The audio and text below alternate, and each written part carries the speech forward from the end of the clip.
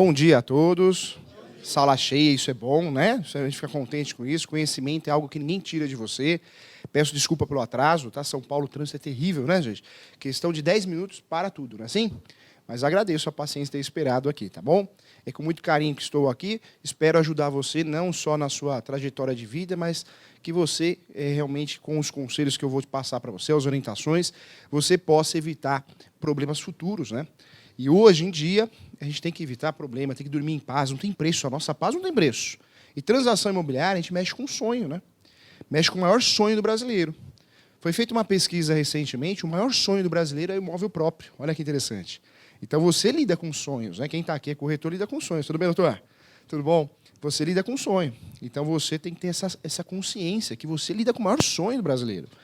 E engraçado, né? O maior medo é a morte. Eu também tenho medo de morrer, né? É uma certeza que todo mundo tem. Então, ganhou na pesquisa a morte, né? Então, olha só, você lida com um sonho. Costumo dizer que restaurante e moradia, pode a crise que for, sempre vai ter mercado para trabalhar. Professor, mas por que vai ter mercado para trabalhar? Porque a gente precisa morar em algum lugar. Não tem jeito. Se a situação melhora, a gente muda de casa. Vai para uma casa maior, não é verdade? Vai para uma casa com piscina. Piorou a situação, a gente vai morar num quarto, mas vai morar. Tem que morar em algum lugar, né? Nem que for uma pensão. Então, é um ramo que não tem fim, é um ramo que não vai acabar nunca. Você precisa morar, o seu cliente precisa morar em algum lugar. Seja comprado, alugado, dado, tem que morar em algum lugar. Então, não falta mercado para isso. E o ramo começa a melhorar, o país começa a melhorar, o ramo começa também a se destacar de novo, hein? Acredito, especialistas aí esclarecem que vai melhorar o mercado imobiliário. Então, vai se preparando, porque vai ter uma melhora sim. E essa melhora vai acontecer o que aconteceu há um tempo atrás. Muita gente fez o pé de meia no direito imobiliário, nas transações imobiliárias. Quantas imobiliárias cresceram demais? Corretores ganharam muito dinheiro na época, boa, né? Então, se prepare para isso. A melhor forma de se preparar é não desistir e também estudar. Estudar é o segredo. Quanto mais você estuda, mais você percebe que menos sabe e mais erros você evita na sua vida, tá bom? Olha só que interessante. Professor, você vai trazer uma apresentação? Não, vai no gogó, para você ficar acordado aqui. O pessoal está acordado, gostei da energia, tem sala que a gente entra, começa a piscar, né, a luz, a lâmpada, queima a lâmpada, e aí você já reza uma Ave Maria escondido, não é verdade? Então, graças a Deus, percebi que a energia tudo não é boa. Você vê, a lâmpada não piscou, né, pelo contrário, a sala ficou até mais clara. Então, parabéns para os doutores. A aura de cada um é bonita aqui, ó. Estou vendo aqui, ó, tá bonita, bonita. Parabéns, viu? Então, isso é bom. Vamos lá, olha que interessante aqui, ó. Quando a gente fala de contratos imobiliários, tem muito corretor se especializando nisso também, hein? É uma área boa. O corretor tem a principal função, objeto, que é a compra e venda, a locação, a apresentação, né, do inquilino com o locador, comprador e vendedor, mas o corretor também pode fazer contratos. Nada impede que ele faça. Para isso, ele tem que ter formação. Uma formação, cursos, estar atualizado, conhecer o direito civil, requisitos básicos. Então, nada impede que você faça um bom contrato de locação. Nada impede que você faça um bom contrato de compra e venda. Tem corretor que fala, não, o meu negócio é vender, porque não gosta. Mas se você estuda, pratica, dia a dia, conhece os requisitos de um contrato, nada impede que você faça o contrato da transação imobiliária. E, para isso, você precisa de conhecimento, e muito conhecimento. Porque contrato, muita gente fala, eu vou no Google e pega no Google. Cuidado, hein? O Google é terrível, eu não vejo bons modelos no Google. Não vejo, hein? Não vejo, infelizmente. Só a gente vê cada modelo absurdo, principalmente contrato de locação. Mas contrato de locação é tudo igual, eu compro na papelaria. Não é bem assim não, hein? Contrato de locação, um erro, uma cláusula errada, você acaba com a vida de um sujeito. Trago como exemplo o contrato de locação, uma cláusula contratual de inversão de responsabilidade do fiador. Pronto, você já acabou com a vida do sujeito. Porque a situação do fiador no nosso país já não é fácil. Fiador fica preso ao contrato. Pode sair? Hoje pode.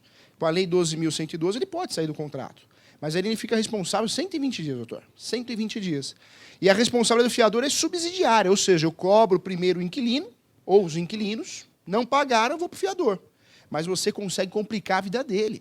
Porque se tem uma cláusula de inversão de responsabilidade, eu não preciso cobrar primeiro os inquilinos, eu cobro junto, solidariamente, quem? O fiador.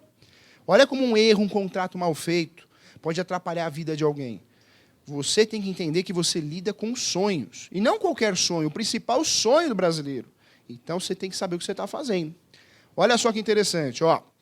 Toda transação imobiliária é o primeiro contrato que a gente tem que conversar sobre ele. Você, corretor de imóveis, você tem que entender que o primeiro contrato, que é um contrato que você pode fazer, não precisa nem do advogado, é o chamado contrato preliminar. Contrato preliminar ou contrato facultativo, como muita gente conhece, e tem outros nomes também, pré-contrato, minuta contratual, contrato facultativo preambular, já vi vários nomes no país todo. O professor atua muito com uso capião, muitas ações possessórias, e queira ou não queira, o direito imobiliário faz você viajar para o Brasil todo, né? Então tem termos diferentes, vários termos diferentes, mas é tudo a mesma coisa. Esse contrato preliminar, ou facultativo, ou pré-contrato, minuta contratual, o título que você vai usar, você que vai escolher, ele é um contrato essencial. Porque no mundo jurídico, no mundo dos negócios, das transações imobiliárias, a cogitação não tem valor, não tem valor. Se a cogitação tivesse valor, se a cogitação fosse crime, todo mundo nessa sala, inclusive o professor, estava preso. Quem nunca pensou uma bobagem, né? Claro, você não pode pensar demais, senão um psicopata tem que ser preso, tratado, né? Mas quem nunca brigou no trânsito, que vontade que deu de matar. Mas, imagina, você não mata nenhuma mosca, é o meu caso, né? Mas você pensa bobagem, nervoso, né? Tem gente que vai além, pensa em matar a sogra. Cuidado aí, hein? Para com isso, hein? Fato é que todo mundo pensa uma besteira ou outra. Ainda bem que a cogitação a gente não é punido por isso, porque é um pensamento bobo. Pensamento errado, negativo, mas é uma cogitação, ninguém sabe. O dia que começar a punir, não vai acontecer isso nunca, né? Vai começar a punir pela cogitação, todo mundo está perdido. Na transação imobiliária, você sabe disso que está aqui, para quem vende imóvel na planta, para quem vende imóvel usado, para quem faz locação, administração de bens, o ser humano tem uma hora que você tem que dar uma empurrada no negócio. Tem ou não tem, doutores? Tem. Você que é corretor, você sabe disso. Você mostrou a casa, aí o sujeito fala assim, agora eu quero ver a casa de novo com a minha esposa. Mostra a casa de novo. Ah, mas eu quero que o meu cunhado também, né, vá lá conhecer. Então, vai lá o cunhado também conhecer. Não, agora a esposa do cunhado. Meu Deus do céu! Quantas visitas você fez com esse cliente? Mais de 10, 12. Aí vai chegar uma hora que você vai ter que usar a sua artimanha. E qual que é a artimanha? O senhor vai comprar?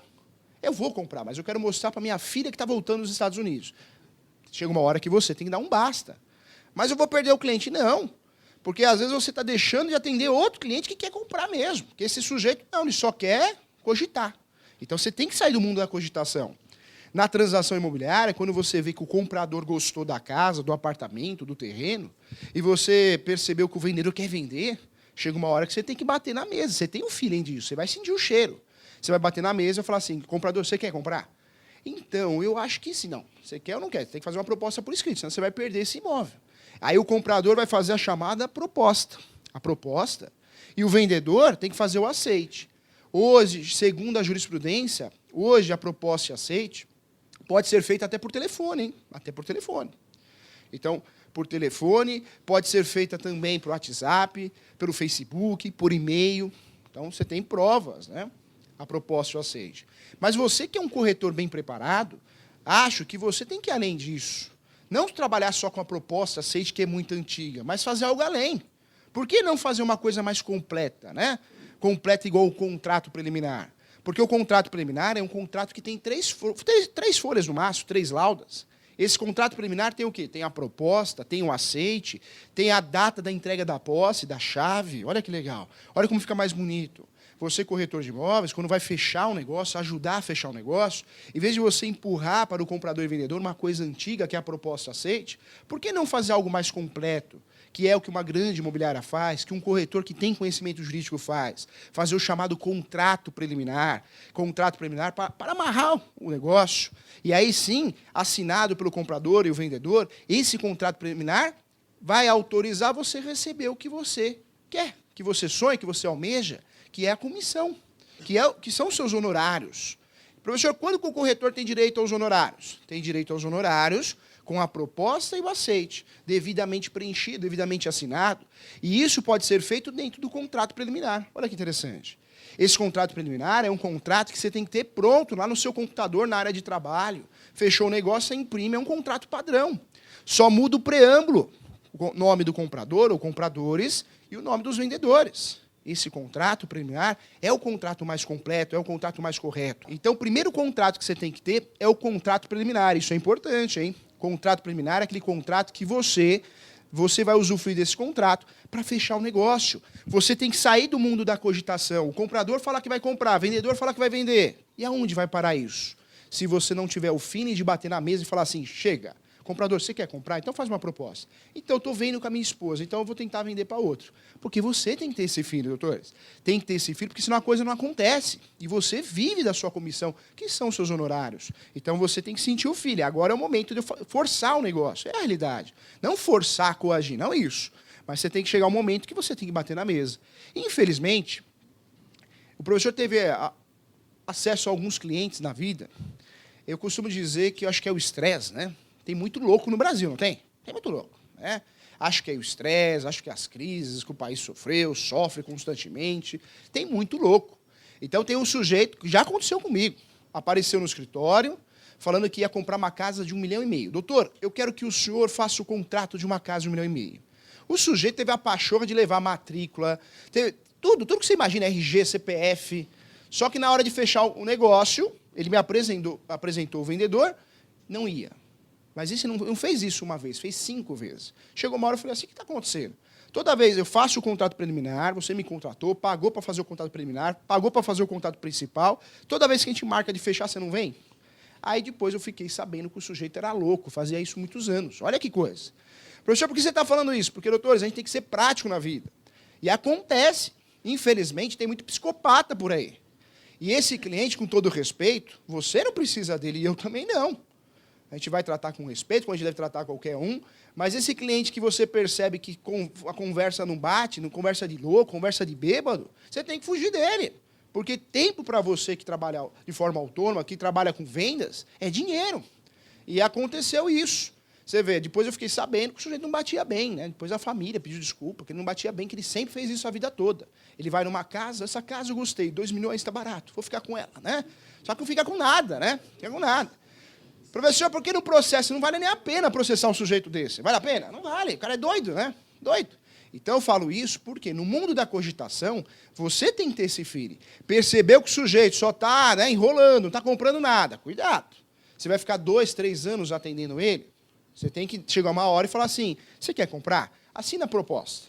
Você quer vender? Assina o aceite. Porque senão não sai o negócio. E nós sabemos que tem gente assim. É uma realidade. Que aconteceu comigo. O cara foi no escritório 5 vezes e não fechou nada. Depois eu fiquei sabendo que ele era louco. E louco mesmo. E é professor, mas a esposa ia junto. Não sei se era louca, mas para casar com louco assim deve ser louca também, né? Meu Deus do céu. E, sei lá, amor, né? Amor é lindo. Às vezes ela, meu marido tem esse probleminha, mas eu amo ele, vou ficar quieta, vou acompanhar ele. Sei lá, né? Que passa na cabeça da pessoa, mas é uma realidade. Então, primeiro contato que a gente tem que pensar é o contrato preliminar, ou facultativo.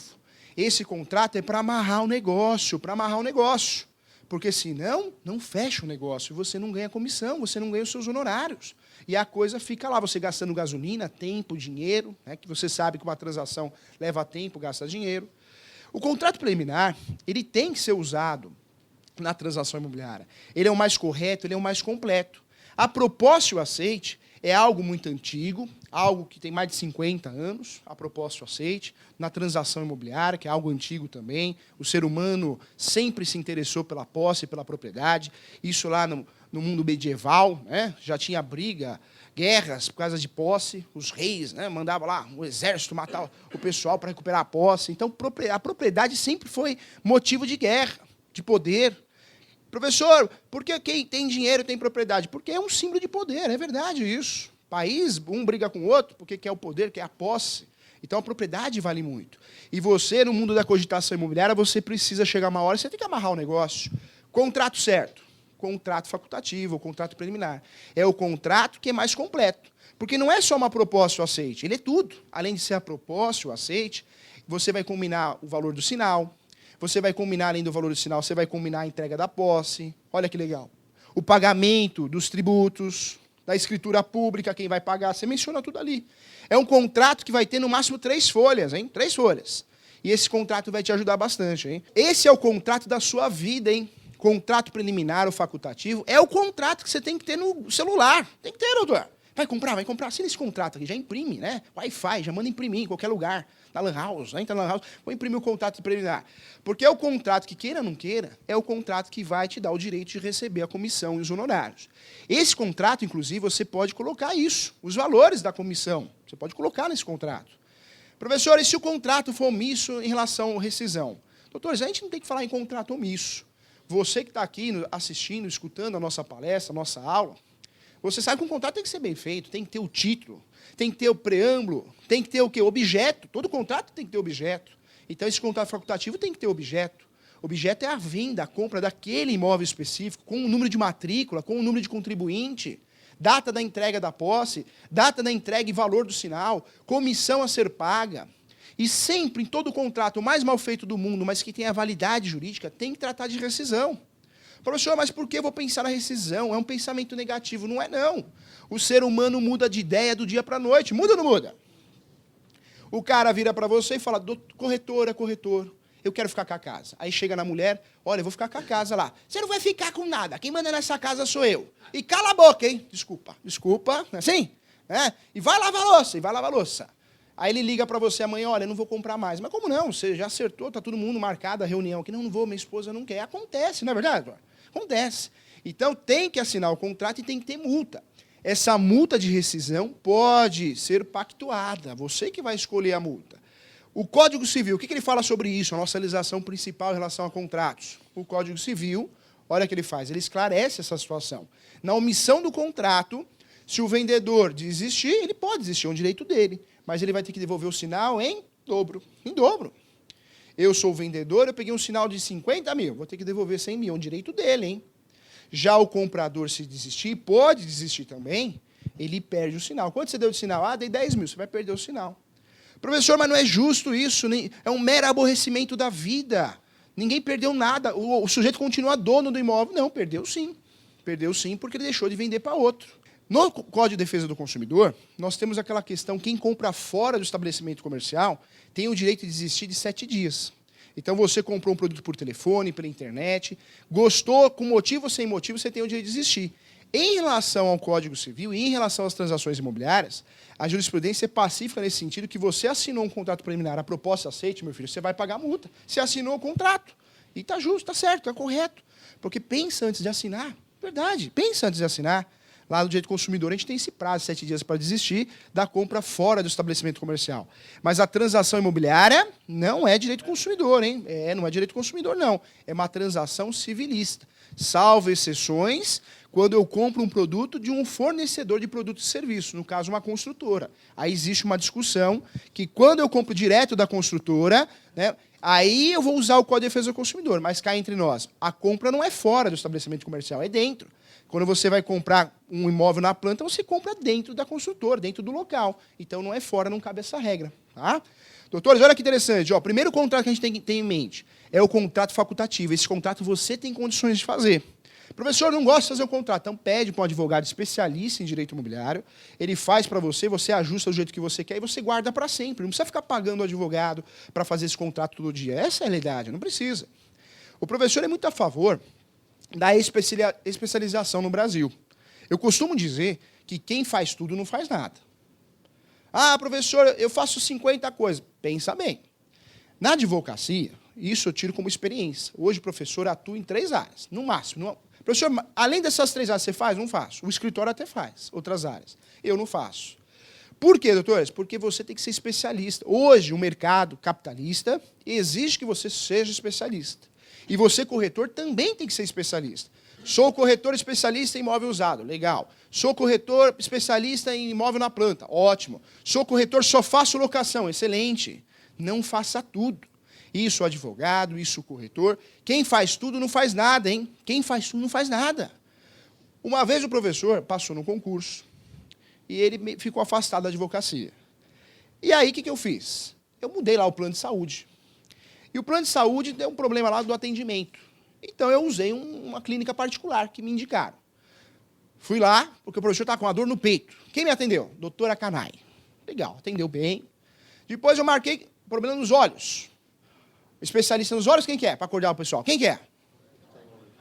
Então tá bom. Aí eu fui no especialista. Não acreditei. Quem que era?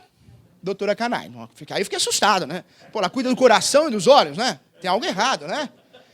Aí eu falei, não, isso aqui será, não é normal, né? Mas vamos lá. Aí, depois de 2 meses, marquei. Quem que era? Doutora Canai. Aí fui embora, nunca mais voltei. Porque ela cuida dos olhos, do coração, do pé, da pele. Não é esquisito? Quem faz tudo não faz nada, hein? Se especialize numa área. O mercado capitalista exige isso. Você que está tirando o Cresce agora, a carteira, a inscrição, especialize no que você gosta. Olha, sou especializado em vendas de apartamentos, sou especializado em imóveis rurais, em chácaras, em comércio. Isso faz a diferença, você ficar conhecido como tal. Na minha vida, na advocacia, falo mesmo, muita coisa deu errado, começou muito mal. Mas deu certo, de uns 7 anos para cá, em virtude da especialização. Quando você se especializa, você é bom no que você faz. Hoje, direito imobiliário, com todo respeito, o professor é bem conhecido no direito imobiliário, apresenta programa TV Justiça, porque todo mundo fala, o professor Júlio, o Júlio César, o advogado Júlio, é do direito imobiliário. Porque especialização é importante, doutor, se especialize também. Volta aqui, ó, o bom corretor não faz proposta e aceite. O bom corretor faz o quê? Contrato preliminar. Você é completo, igual a propaganda, eu vou falar do banco lá, né? Você é completo, você faz um contrato preliminar, um contrato facultativo para amarrar o negócio. Amarrou o negócio, esse contrato é bem feito, tem multa de rescisão, pode seguir o Código Civil, pode não seguir o Código Civil, é um contrato bem feito. Depois desse contrato, professor, qual que é o segundo passo? Professor, mas uma transação imobiliária precisa de tudo isso? Precisa, doutores, precisa. A Coca-Cola, a Pepsi, outras empresas multinacionais, antes de comprar, fazer uma fusão com uma outra empresa, eles fazem vários contratos preliminares. Professor, mas por que tudo isso? Porque envolve muitas questões. Uma grande empresa, a Coca-Cola, comprou a Del Valle, o suco Del Valle, o pessoal que gosta do suco de caixinha. Uma grande empresa, quando vai comprar outra, não fecha o negócio do dia para a noite. Ela vai fazendo contratos, reuniões, inclusive atas. Então, você, corretor, é importante fazer o contrato preliminar, talvez a reunião, se é de grande monta, uma reunião importante, fazer uma ata também, anexar o contrato preliminar. Tudo isso vai dando segurança jurídica ao negócio. Tudo isso é o capricho, é o zelo pelo negócio. Então, tem que fazer ata de reunião, sim, reunião importante. Tem que fazer o contrato preliminar para amarrar o negócio. Tem que fazer isso é muito importante. Antes de chegar ao contrato principal. O professor participou de uma transação imobiliária que nós fizemos, se eu não me engano, 4 contratos preliminares antes do contrato principal. Nossa, professor, 4 contratos preliminares? 4. Porque o valor da transação imobiliária era muito alto. Era um valor, a construtora comprou praticamente um quarteirão. Então, vários contratos preliminares, depois foi fazendo ajustes de um contrato. Ajuste chama aditivo. Então, você tem que fazer o contrato preliminar também. Fez o contrato preliminar, praticou os atos iniciais, que são as certidões. Não existe transação imobiliária sem solicitar certidão, hein? Tem corretor, tem advogado também, que participa de uma transação imobiliária, recebe por isso, e não tem coragem de tirar uma certidão de propriedade atualizada. É um absurdo. Como que você vai fazer uma transação imobiliária, dar o aval, se você não sabe quem é o dono? E nós só temos uma forma de saber quem é o dono, pelo direito registral, solicitando a certidão de propriedade. Certidão de propriedade pode ser matrícula ou transcrição. Após 73, matrícula. Antes de 73, transcrição. Mas é a mesma coisa. RG, SIC e CPF, mesma coisa. Tem que solicitar essa certidão. Do comprador e do vendedor, ou dos vendedores e compradores, tem que solicitar certidões de distribuição cível, certidões de distribuição criminal. Tem que fazer isso. É pessoa jurídica, certidão trabalhista também. Cuidado com a certidão trabalhista, porque lá na Justiça do Trabalho, no próprio site da Justiça do Trabalho, você tem 2 certidões a solicitar. A certidão de execução trabalhista e a certidão de ações trabalhistas, que são coisas diferentes, hein? Execução já tem uma sentença, está sendo executado. A certidão de ações trabalhistas é a ação para ver se tem uma ação trabalhista contra aquele sujeito. Olha quantas certidões você tem que solicitar. Professor, mas por que essas certidões? Para proteger o negócio. Para provar que o comprador é uma boa pessoa, ou os compradores. Para provar que os vendedores também. Evitar fraude, evitar cancelamento, nulidade do negócio, a nulidade do negócio. Você tem que fazer isso. É obrigação sua. Quando você faz uma transação imobiliária, independente se é imóvel usado, novo, você tem que entregar um kit de certidões ao seu cliente. Esse kit de certidões é importante para proteger o seu cliente e proteger você, hein? Olha que interessante. Proteger você, como corretor, inclusive de uma responsabilidade civil. Professor, fiz o contrato preliminar. Qual que é o segundo passo? O segundo passo é o contrato certo. Contrato preliminar é só para amarrar o negócio. Não é o contrato adequado à transação imobiliária. Eu costumo dizer que você, eu e qualquer pessoa tem 2 formas de adquirir propriedade no Brasil. 2 formas, hein? Não tem outras. Para resumir e ficar mais didático, a primeira forma é originária. Professor, o que é a forma originária? É o uso capião, né? Uso capião é a forma mais originária que tem. Mas pouca gente faz uso capião, por ter medo, tem receio, acha que é demorado. É um instituto antigo que vem lá do direito romano, porém é pouco utilizado ainda. O uso capião transforma a posse em domínio. Tem várias espécies de uso capião, várias teses diferentes. Olha que interessante. Deixa de lado o uso capião, que é a forma de adquirir propriedade originária, a primeira, hein? Duas formas de adquirir propriedade, uma originária. A segunda é o que interessa para nós. A segunda forma de adquirir propriedade no Brasil é a chamada forma derivada. Então, a primeira originária e a segunda derivada. Essa segunda derivada é que interessa para mim e para você, que essa é o que a gente ganha o nosso pão de cada dia, né? Porque a transação derivada são os chamados contratos imobiliários. Chamados contratos de gavetas, chamados de vários nomes diferentes. As transações imobiliárias feitas de forma derivadas são feitas por contratos. Dentro da transação derivada, que é a segunda possibilidade de adquirir imóveis no Brasil, nós temos dentro dela duas espécies, a pública e a particular. Professor, quem faz documento público? Tabelião, hein? O tabelião faz documento público. Tabelião faz ata notorial. O novo CPC, o novo Código de Processo Civil, mudou. Nós temos um código recente. E o código trouxe uma grande novidade, que é a ata notorial. Doutores, olha a importância disso, hein? A ata notorial hoje é prova. No passado não era, tinha uma discussão jurisprudencial. Hoje a ata notorial é prova. Então, quando você faz uma escritura pública, você tem uma prova para uma futura ação. Olha como é importante isso, hein? Professor, por que eu faço uma escritura pública de compra e venda? Porque é mais seguro? Não que seja mais seguro. Quando eu faço uma escritura de compra e venda, ela tem a fé pública, que a particular não tem. E quando eu faço uma escritura pública de compra e venda, eu estou seguindo a regra do Código Civil. Porque o Código Civil esclarece a situação da seguinte forma. Olha que interessante. Ó, presta atenção que é boa essa, hein? Você, corretor de imóveis, tem que saber que acima de 30 salários mínimos, você tem que fazer a compra e venda, o ato, a transmissão, a alienação, por escritura pública. Por escritura pública. Então, queira ou não queira, toda venda, toda transação imobiliária acima de 30 salários mínimos tem que ser feita por escritura pública, porque senão você não consegue fazer o registro.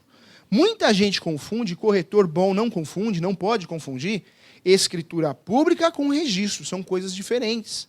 No Brasil, nós sabemos que não é barato registrar um imóvel, é caro. Nós sabemos que é caro, porque você sabe que tem que pagar a escritura pública, pega a escritura pública e faz o quê? O registro, né? Faz o registro. São coisas diferentes e você paga pelo serviço, são serviços diferentes. Quem faz escritura pública é o tabelionato, tabelião de notas, né? Tabelionato de notas. Quem faz registro é cartório de imóveis, é competência, não é o cartório que você quer, é por competência. Tabelião escolhe o que eu quero. Professor, quanto pode chegar uma escritura pública no Brasil? Vamos chutar aqui e arredondar o valor. Uma escritura pública no Brasil pode chegar a R$34 mil. Uma escritura pública. E o registro? Quase o mesmo valor, 34 mil. Professor, você está querendo dizer, então, que uma transação imobiliária eu posso gastar só de escritura pública e registro mais de quase 80 mil? Pode gastar. No Brasil. Olha que interessante. Sem falar tributos, Receita Federal, sem falar se tiver obrigação próprio terreno, ou seja, IPTU, ITR. Olha como é caro o registro no Brasil. Então, muita gente deixa de fazer. Infelizmente, deixa de fazer. Aquele ditado é verdadeiro. Só é dono quem registra. É verdadeiro esse ditado. Só tenho segurança jurídica se eu tenho registro. Só tenho publicidade se eu tenho registro. E você, corretor, que está iniciando na carreira, ou também, eu tenho certeza que muita gente já atua há muito tempo e tirou a carteira agora, né? Mas agora está regular, isso é muito importante para realmente não incorrer em crime, exercício legal da profissão, fazer a coisa certa, como deve ser feita. Você sabe que a escritura pública eu uso para fazer o registro. E você sabe que são serviços diferentes. Já vi algumas situações que o cliente, o corretor marca com o cliente, o corretor, o advogado, no cartório de registro de imóveis. Chega no cartório de registro de imóveis com o cliente, né, faz aquela cara que sabe tudo, né, aquela pose, né, aquela pose que, não, vamos lá, vamos fazer a escritura pública. Aí o escrevente lá do cartório de imóveis fala assim, você quer fazer o quê?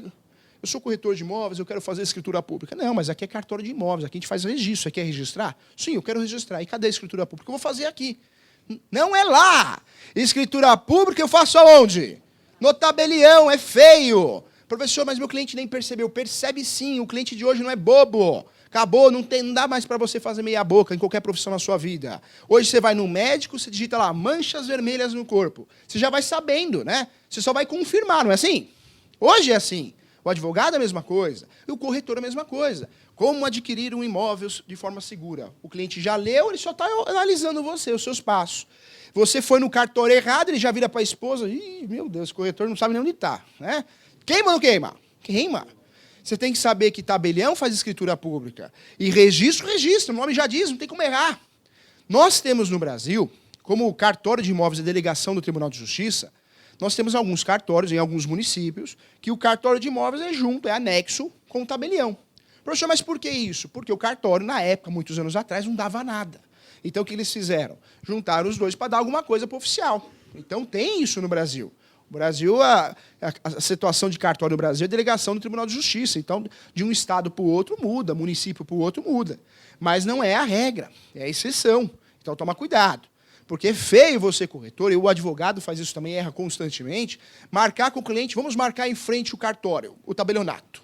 Mas, doutor, o que a gente vai fazer lá? O registro. Aí entra lá com aquela pose, né? Vem fazer o registro. Não, aqui a gente faz escritura pública, doutor. Esse cartório é lá na, sei lá, da PQP, né? É longe. Não, mas aqui não faz o registro? Claro que não. Porque quem faz o registro, Cartório imóvel. E essas situações, queira ou não queira, queima, né, doutor? Queima. Queima porque o cliente fala assim, ih, esse advogado, esse corretor não sabe nem o que está fazendo. Eu estou pagando ainda para ele, para ele fazer o serviço para mim, não sabe nem o que está fazendo. Cuidado, hein? Tá? Então, cuidado. É importante você se situar, saber qual a diferença. Posse é posse, domínio é domínio. Posse é uma situação fática. Eu tenho a posse. Domínio é a propriedade. Só tem o domínio quem tem o registro, tá? Seguindo os requisitos lá da Lei 6.015. Então, só tem o domínio quem tem o registro. Professor, quem tem o domínio tem a posse. Não é verdade. Você pode ser dono do imóvel, a matrícula, a certidão de propriedade está no seu nome, mas a posse é de terceiro, porque você alugou, porque você emprestou, fez um comodato, porque você não usa, né? Então, cuidado, tá? Hoje, mudou muito, o direito mudou muito. Hoje, no direito, a família não é mais só sangue. Hoje nós temos a ação de sócio-afetividade, afetividade. Hoje o direito é mais amor que sangue. Hoje nós temos usos capiões, ações novas, teses novas. Uma tese nova é o uso capião de abandono de lar. Hoje você abandona a sua esposa te abandona, cabe fazer um uso capião da parte dela ou da parte dele. Olha que interessante, 2 anos o lapso temporal. Tem que ser o abandono, não tem que ser o abandono completo, chamado de efetivo também. Professor, por que completo? Não adianta eu abandonar minha esposa e ficar mandando mensagem para ela. Bom dia, você tomou café? Houve abandono, né? Que abandono que é esse? Né? Todo dia eu mando mensagem para ela no WhatsApp. Então não foi abandono. O abandono completo qual que é? Ele é o físico, não tem mais a presença física. Intelectual, não tem mais mensagem não, doutor. Não tem mais ligação. Acabou. E também financeiro, né? Ela me abandonou, foi embora de casa. Porém, ela paga todas as contas e fala ainda para a sogra assim, tadinho, vou pagar as contas, porque coitado dele, né? Tem abandono aí?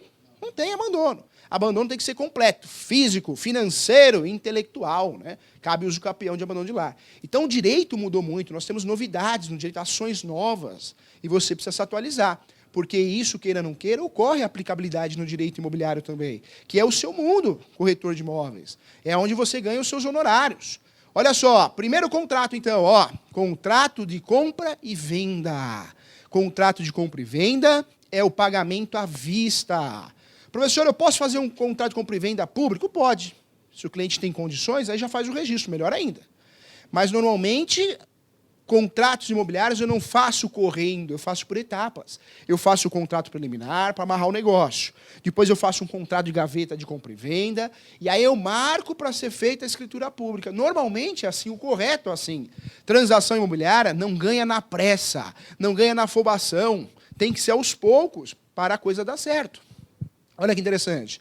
Compra e venda, pagou, levou, pagamento à vista. O contrato, você percebe quando o jurídico de uma construtora é bom, quando eles acertam o contrato. E tem muito jurídico ruim, a verdade é essa. Você pega uma construtora, está tudo errado os contratos. Professor, mas isso não atrapalha em nada. Atrapalha.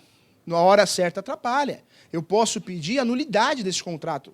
Posso pedir, juiz, esse contrato foi tão mal feito, vamos considerar a transação imobiliária como verbal, porque esse contrato não dá para discutir, o contrato não bate com o objeto. Então, olha como dá para pedir isso. Em muitos casos, o juiz aplica um princípio, o juiz de direito, que é chamado fungibilidade. Professor, o que é esse princípio? Esse princípio é a salvação da coisa mal feita, né? O contrato é tão mal feito que ele vai falar assim, vou considerar isso como contrato, essa coisa aí, que nem vou chamar de contrato, vou chamar de coisa, hein? Porque, na verdade, pelo menos tem um contrato aí para discutir. A verdade é essa.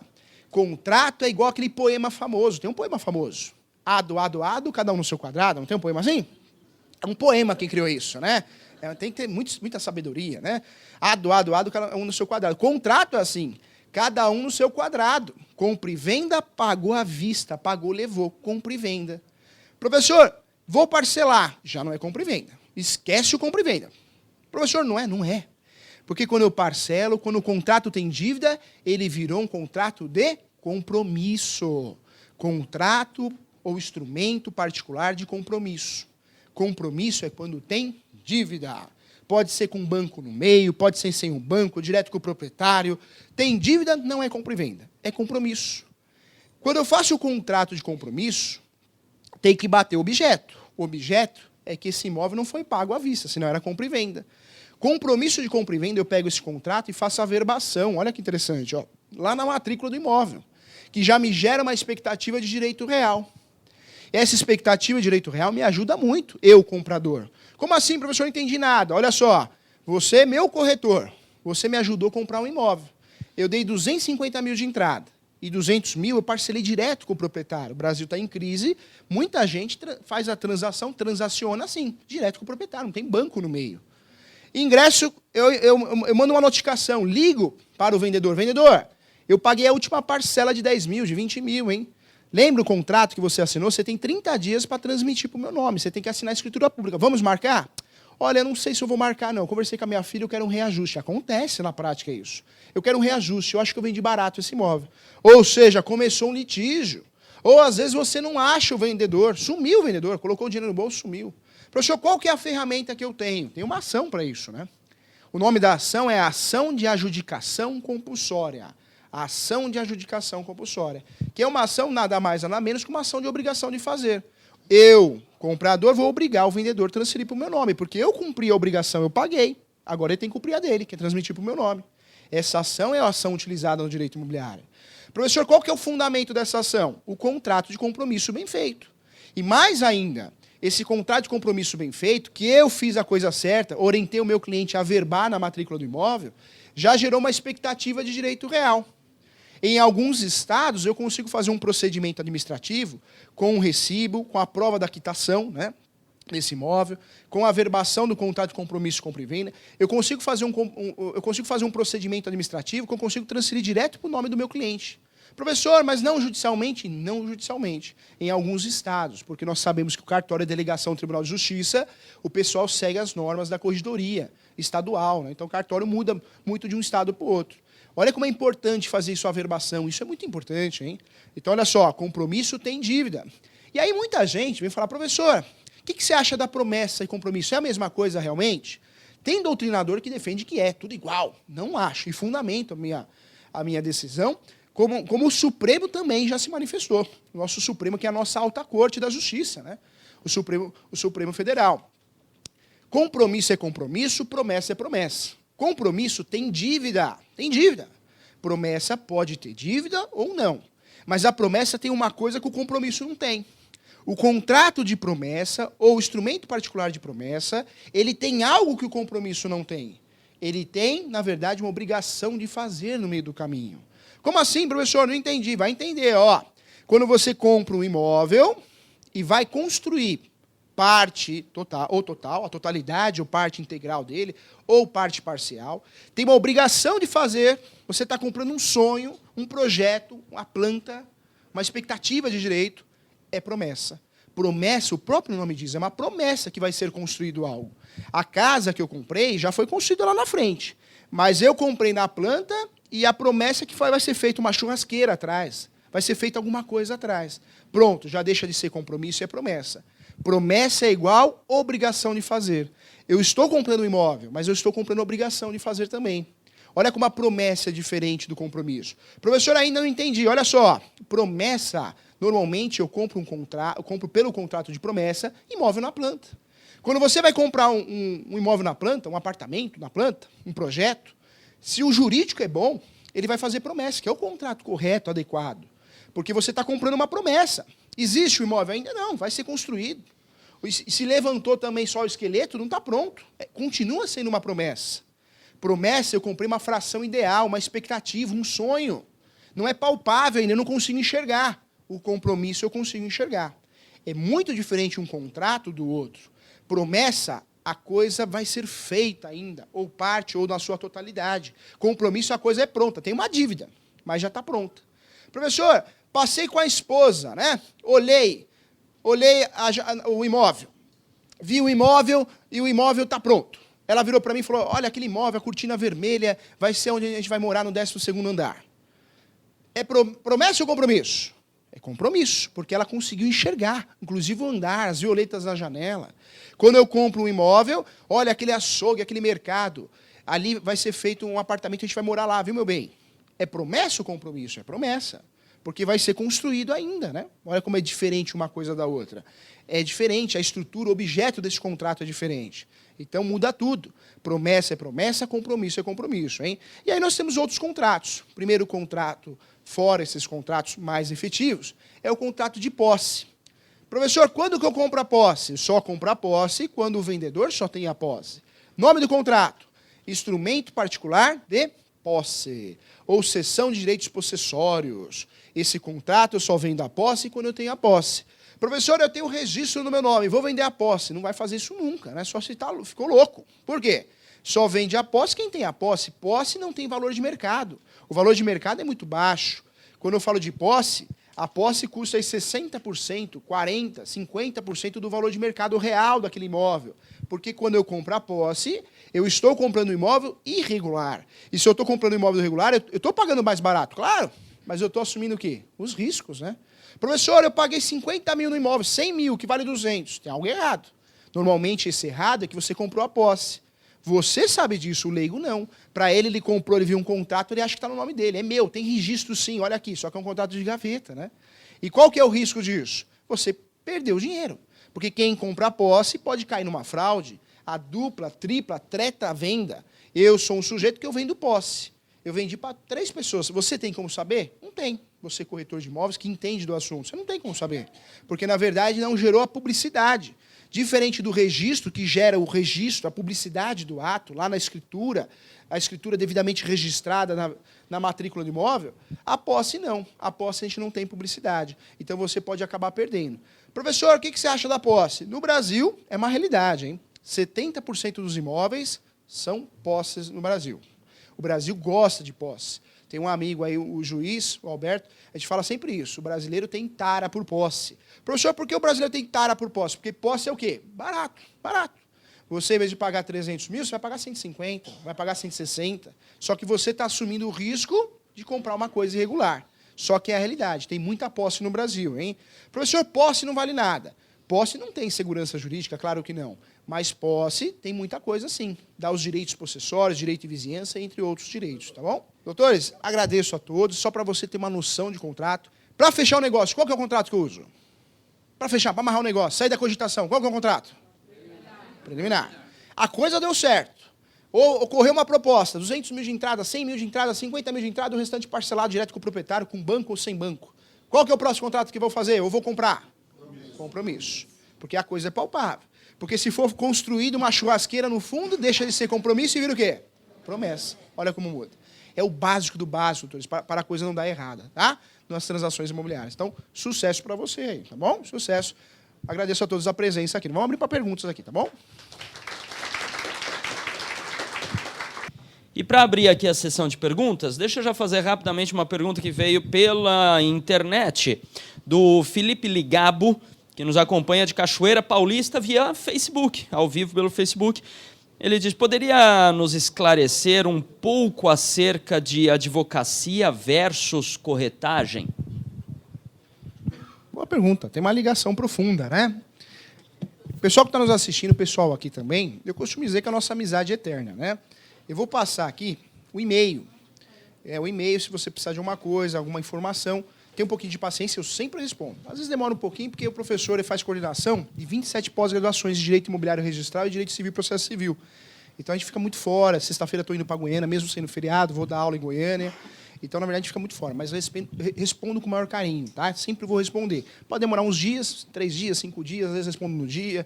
Se não dormir à noite, respondo à noite. Sempre vou responder com o maior carinho, tá? Mas se você precisar. Então, anota o e-mail aí. O e-mail é julio.professor, professor completo mesmo, professor.direito@gmail.com, tá? Então, julio.professor.direito@gmail.com. Então, julio.professor.direito@gmail.com. Seja amigo do professor no Facebook também, tá? Se você precisar de alguma coisa no Messenger, também do mesmo jeito. Às vezes não consigo responder na hora, mas acabo respondendo com muito carinho, sim, porque a sua dúvida, às vezes, é uma dúvida de outra pessoa, é uma dúvida de um aluno, então a gente faz com muito amor e carinho. O Facebook do professor é Júlio Sanches 2, tá? Júlio Sanches 2, não é o número 2, 2 risquinhos lá, o algarismo romano. Então, Júlio Sanches 2, tá? Se você quiser ser amigo do professor no Facebook, é um prazer aí, acho que é uma forma de a gente ter contato. Eu sempre divulgo as palestras, cursos, e também gosto muito de divulgar informações do mercado imobiliário em relação às práticas jurídicas, tá? Então, Júlio Sanches 2, tá? Não é Júlio, não, é Julio, tá? Júlio Sanches 2, tá bom? Seja amigo do professor aí. Olha só, professor, advocacia e direito imobiliário, né? Ou melhor, advocacia e corretagem. Tem a ver? Tem tudo a ver. Tem tudo a ver. Tanto é que você, corretor, o curso que você fez, técnico em transações imobiliárias, seja com a carga horária que for, tem a maior carga horária dentro do curso, é direito. Professor, não gosta de direito, então você vai ter que escolher outro ramo. Se você não gosta de direito e quer ser corretor, não tem jeito. Você é obrigado a entender de direito. Todo direito? Não. Mas pelo menos direito civil, noções de direito penal, tem que ter. Tem que ter noções. Até de processo trabalhista, tem que ter. Porque talvez um processo trabalhista pode gerar uma fraude na transação que você fez. Então, você tem que saber a diferença de uma ação trabalhista, fase de conhecimento, e a ação de execução, que já é a fase de cobrança, até para você não errar na certidão. Professor, eu achei que o curso que eu fiz foi fraco, o que você acha que eu devo fazer? Hoje está fácil. Hoje o Cresce aqui em São Paulo tem quarta nobre aqui, toda quarta-feira. Professor, eu não quero gastar dinheiro. É gratuito. Questão de direito, já vai para 3 ou 4 anos, né? Questão de direito é toda quarta-feira, das 10 às 10h30. É um programa de aula de direito. O mesmo curso que eu aplico, não vou ficar fazendo propaganda em faculdades que cobram R$1.000 do aluno, e cobra. E não é o professor que ganha isso, é a faculdade que cobra, usando o meu nome. Cobra R$1.000, cobra R$800 um curso de direito imobiliário, cobra e vende muito. É o que tem na questão de direito. Professor, mas você está falando isso, não vai vender lá. Não importa, eu quero ajudar você.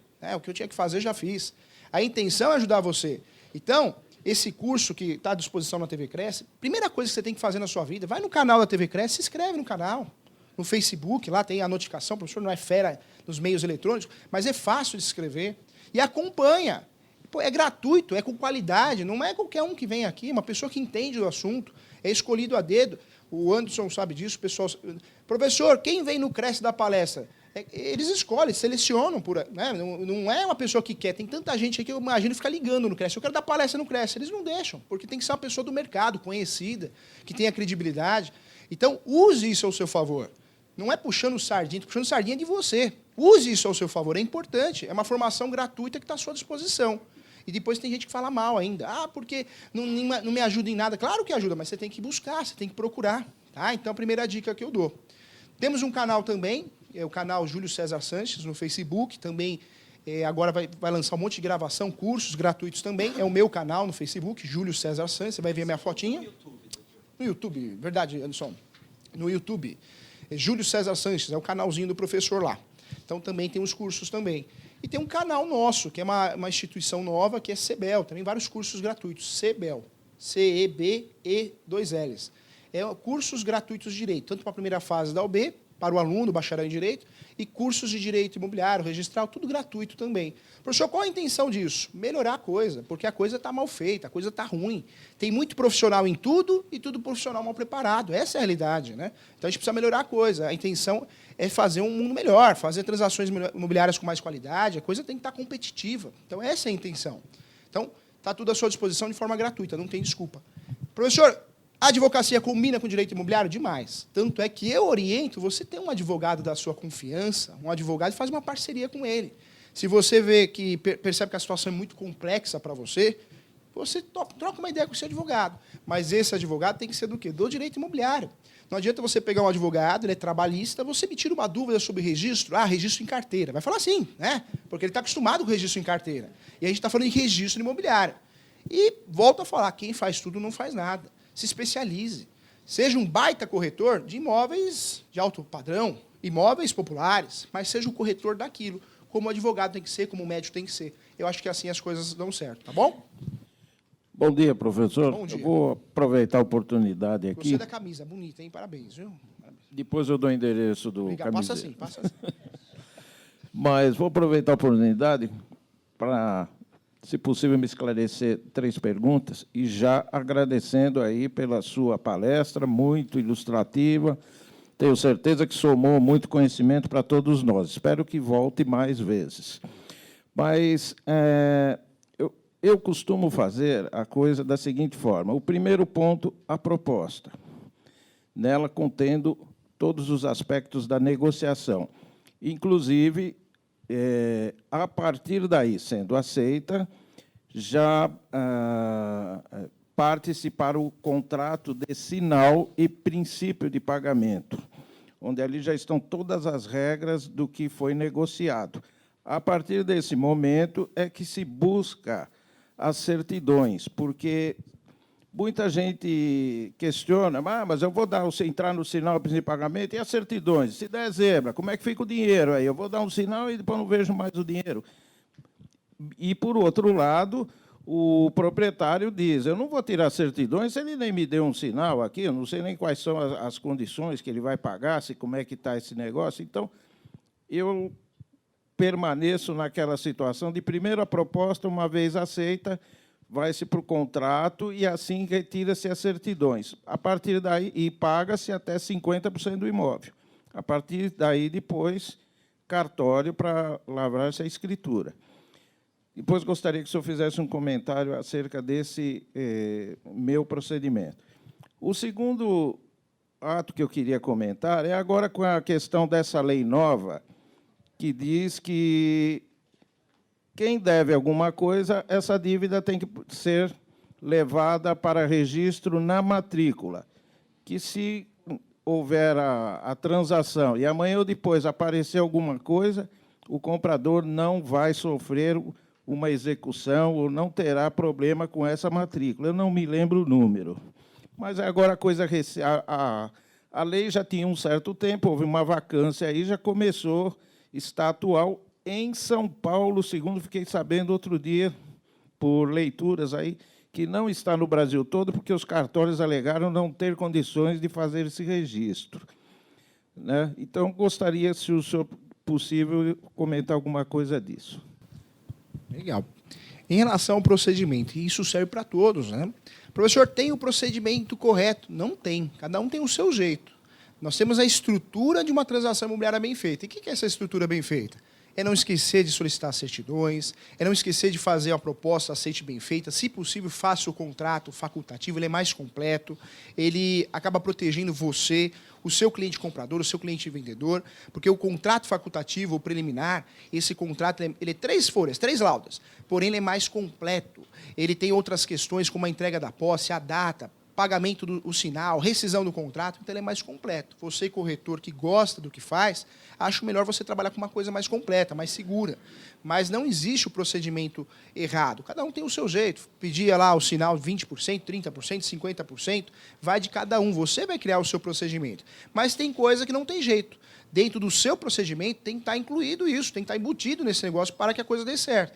A segurança jurídica qual que é? Solicitar o conjunto de certidões, fazer o auto de vistoria inicial, auto de vistoria final. Professor, por que é tão importante a auto de vistoria? Não é só na locação? Não, não. A auto de vistoria, ele ajuda na locação, ele é importante na locação, mas no compra e venda também. Você vende um imóvel, vamos vender essa sala aqui, e eu acho que comprei essa sala, tudo ia vir junto. E você não falou nada, ficou omisso o assunto. E aí eu ingresso com uma ação de perdas e danos contra você, porque eu achei que tinha tudo aqui na sala, que ia vir completo. E, na verdade, era só um imóvel. Para a conversa não ficar infrutífera, ficar uma conversa omissa, né? O que você tem que fazer? Faz o auto de vistoria, faz o comprador assinar, o vendedor assinar, para saber o que está vendendo, para saber o que está comprando. São documentos particulares, pequenos documentos, que faz toda a diferença num processo, inclusive. Então, é importante fazer isso. Então, a transação imobiliária, você vai ver se você quer 20% de entrada, 15%, se o cliente tem condições de fazer isso, dar essa entrada. Você tem o seu procedimento, mas tem coisa que a gente não pode abrir mão. O que a gente não pode abrir mão? Certidões, conjunto de certidões, auto de vistoria inicial e final, um contrato preliminar bem feito, comprovantes do pagamento, recibos do pagamento, tudo tem que ficar bem conversado. Esse contrato preliminar é o momento de você colocar uma cláusula simples, bem legível, informando quem vai pagar as custas da escritura pública, quem vai pagar as custas do registro, quem vai pagar a comissão do corretor. Por mais que já tenha uma jurisprudência, tenha uma legislação que regulamenta isso, é importante ficar claro, porque muitas vezes o outro é leigo, ele não sabe, ele não entende do assunto, e aí entra você, entra esse contrato bem feito. Tá? Então, o primeiro passo é esse, acho que serve para todo mundo. Segundo passo, em relação a várias legislações que nós temos. O direito, ele muda constantemente. O mercado imobiliário muda demais. E o mercado imobiliário envolve tudo que é direito, até direito de família. Porque hoje criaram a ação da sócio-afetividade, a ação declaratória de sócio-afetividade. Quer dizer isso? Você cuida de um sobrinho, anos e anos, e você ingressa com uma ação declaratória de sócio-afetividade. Você deixa de ser o tio e passa a ser pai daquela criança. Professor, como que vai ficar essa certidão de nascimento? Como que vai ficar? Vai ficar com 2 pais, 2 mães. Tem casos aí que tem 3 mães e 2 pais. Professor, vai ter tudo isso de pai? Vai. Vai porque um pai é biológico, o outro é por amor, afetividade. Olha como o direito mudou. O conceito de família mudou no Brasil. Família era papai, mamãe e os 2 cachorros, igual aquela música, né? Hoje não. Eu, você e 2 cachorros, tem uma música assim? Era o conceito de família, né? Hoje não. Hoje família é papai, mamãe, mamãe, papai, não dá mais jacaré, não. Não dá. Hoje em dia o direito eu acho que não dá mais jacaré. Então, hoje tudo é família e viva mesmo, o amor, não tem que ter preconceito. Mas fato é que juridicamente virou família. Nós temos outras modalidades de família. Hoje uma pessoa que mora sozinha com o gatinho é família. Tanto é que numa execução pode alegar assim, eu moro sozinha com o meu gato. Esse bem ninguém tira de mim porque é um bem de família. Professor, mas ela mora sozinha, que família que ela tem? Ela e o gato, é uma família. O direito hoje, ele protege o amor, não mais o laço de sangue. Acho interessante, acho bonito, acho correto. Então, hoje, o que você tem que fazer? Você tem que ter essas noções, porque isso acaba afetando no mercado imobiliário. Se eu tenho 2 pais e 2 mães, eu vou ter 2 heranças. Professor, envolve no direito sucessório? Claro, até no previdenciário. E onde está a diferença disso aí? Você tem que estar acompanhando. Nesse caso, houve uma alteração, sim, mas merece realmente falar só desse assunto, porque é muita coisa, tem muita pegadinha, para a gente não se enroscar. Em relação a várias mudanças, a principal que nós tivemos hoje é o direito de laje, regulamentação de direito de laje, tá? Então, isso é importante. Então, direito de laje, a grande inovação. Hoje você consegue regularizar a laje, mas não só a laje, o subsolo também. Outra novidade importante, tá bom? Professor, eu tendo a posse e estando num processo de uso capião, eu posso fazer um contrato de usufruto para terceiro? O ideal, o uso capião, quando a gente pensa no uso capião, eu preciso ter posse. E essa posse tem várias ações de uso capião diferentes, teses diferentes. No Brasil, nós temos o uso capião constitucional, que é o mais utilizado, 5 anos. Temos o uso capião ordinário, ou ordinária, que o termo está correto, tanto no masculino como no feminino. Ordinária, eu posso usufruir desse uso capião 10 anos a posse. Tem o extraordinário, que é a mesma coisa, 15 anos. Se tem posse habitual, moradia habitual, de 15 cai para 10. Então, nós temos várias modalidades diferentes. Fato é que no uso capião eu preciso provar a posse. E a posse eu tenho vários direitos. Segundo a doutrina italiana, eu tenho 166 direitos possessórios quando eu tenho a posse. É muito direito. Direito de vizinhança, direito de ações possessórias, mas usufruto está vinculado mais ao registro. Eu tenho que ter a propriedade. Aí eu faço usufruto para alguém, vitalício ou não. Posse não, me dá vários direitos, mas é uma posse irregular. Provavelmente eu vou regularizar através do uso capião, tá bom?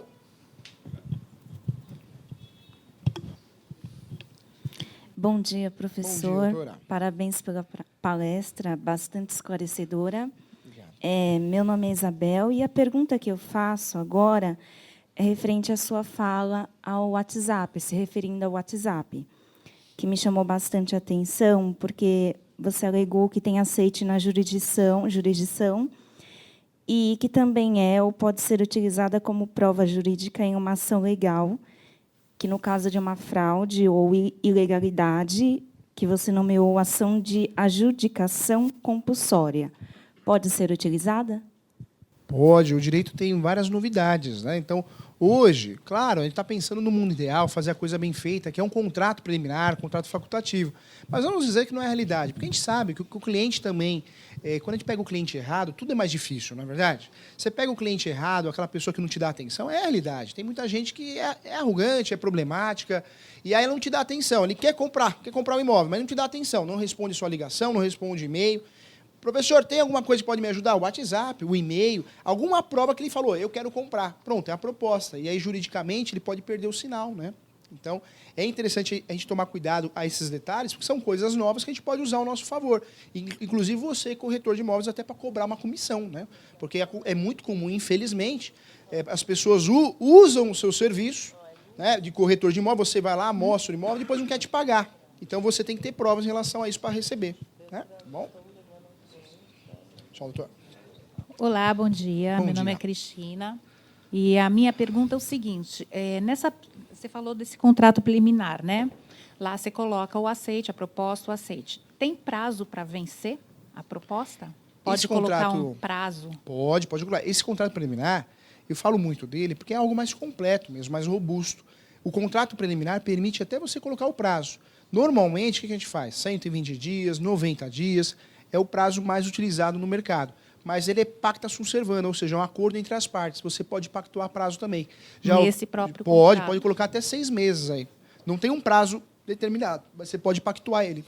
Tá, Tá. caso vença. E, por exemplo, 6% não seria nunca em cima do sinal? Ou você já pode, por exemplo, você fez a proposta e o outro aceitou. Só que aí alguém desistiu ali no meio.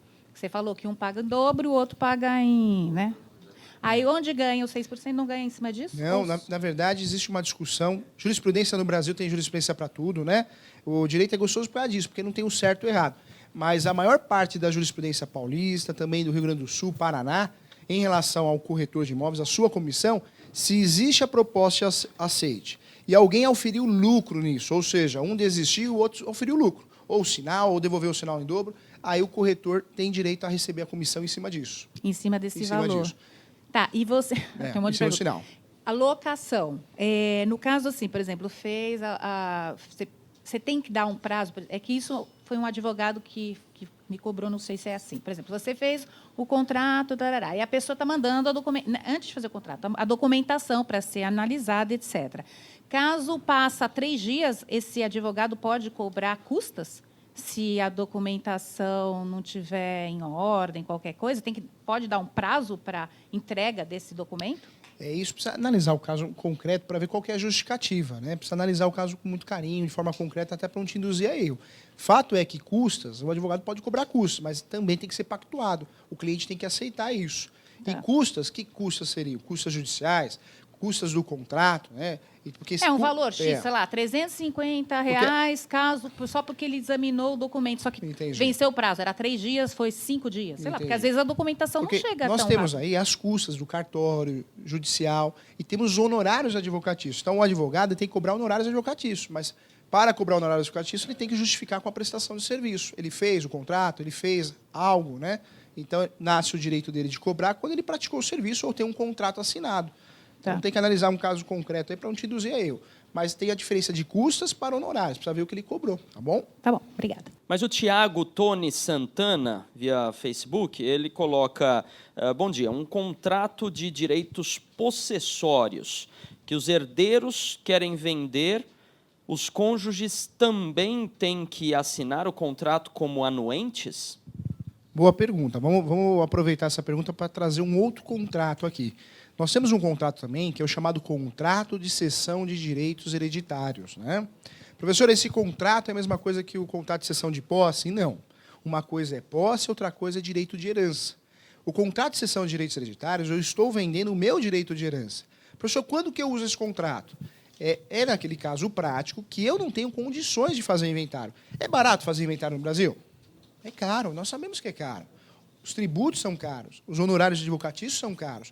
Ah, mas professor, eu posso fazer em cartório? Realmente pode. Se não tiver litígio, ou seja, briga, se não tiver menor, incapaz, você pode fazer no cartório. Mas no cartório também precisa do advogado, olha que interessante. E além do advogado, ele é caro. É mais rápido, mais sério, mas é mais caro. É mais caro porque você vai pagar as escrituras públicas, né? Várias escrituras eu falo porque você vai pagar a escritura pública do inventário E também você vai ter que fazer uma escritura pública de registro, dependendo do caso, é 2 escrituras públicas, porque são inventários atrasados, e é muito comum no Brasil, você não faz o inventário, passa o ano, morre outra pessoa da família, já não é um inventário, são 2, 3, morte, né? 4. E além dos inventários, você vai ter que pagar os tributos disso também, porque você paga tributos por evento morte, né? Então, o contrato é diferente, contrato de cessão de posse e direitos hereditários, que é uma outra confusão, hein? Tem muita gente que vende os direitos hereditários achando que está vendendo os possessórios, são direitos diferentes, e precisa tomar cuidado com isso. Professor, entre a posse e o direito hereditário, o que você acha mais seguro comprar? Na minha opinião, na minha modesta e humilde opinião, jurídica com bastante prática, mais de 15 anos já na advocacia no direito imobiliário, eu vou ser sincero, é muito mais seguro você comprar posse do que direito hereditário.